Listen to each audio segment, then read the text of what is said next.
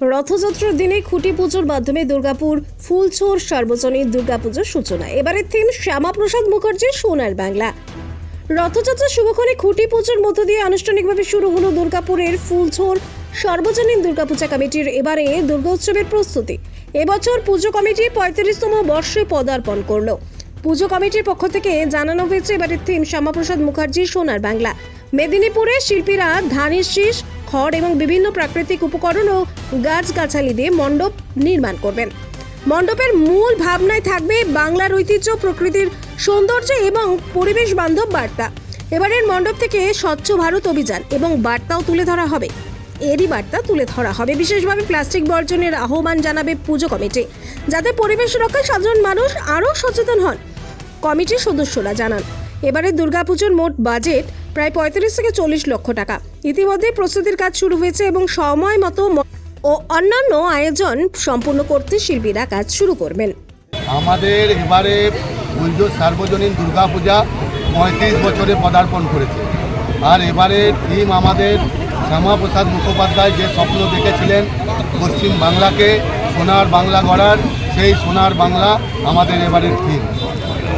আমাদের থিমে এবারে ধানের শীষ, জবের শীষ এবং গাছগাছালি, বিভিন্ন মেদিনীপুরের সেই গাছগাছালির মাধ্যমে আমাদের এবারের থিম ফুটিয়ে তোলা হবে। একদিকে যেমন কৃষির যে এগিয়ে যাওয়া ক্রমবর্ধমান, আর তেমনই সমান্তরালভাবে শিল্পকে যে এগিয়ে নিয়ে যাওয়ার প্রচেষ্টা, তার মেলবন্ধনে এবারে আমাদের থিম সোনার বাংলা, যা আগামীতে আমরা এই পূজা দুর্গাপুরের মধ্যে একটি দর্শনীয় স্থান হিসাবে এবং সনাতন সংস্কৃতির রীতিনীতি মেনে এবারে পূজার থিম শ্যামাপ্রসাদ মুখার্জি সোনার বাংলা। ফুলছোড় সার্বজনীন দুর্গাপূজা কমিটি তাদের এই 35তম বর্ষে নিবেদন রেখেছেন।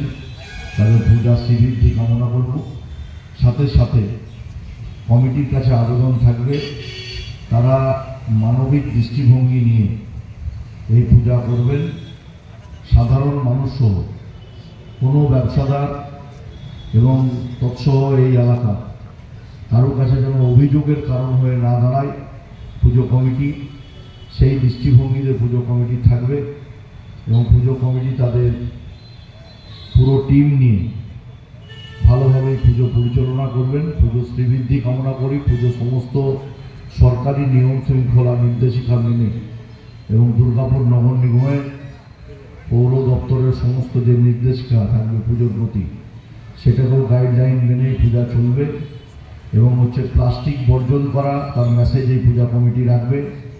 এবং আমাদের ক্লিন দুর্গাপুর, গ্রিন দুর্গাপুর, এই মেসেজ আমরা দুর্গাপুর নগর নিগম, আসানসোল দুর্গাপুর উন্নয়ন সংস্থার পক্ষ থেকে আমাদের আবেদন থাকবে দুর্গাপুরবাসীর কাছে, দুর্গাপুরে যাতে কোনো প্লাস্টিক ব্যবহার না হয় এবং কোথাও শহরে যাতে পূজার আগে নোংরা অপরিষ্কার জায়গা না থাকে, তার চেষ্টা আমরা রাখবো।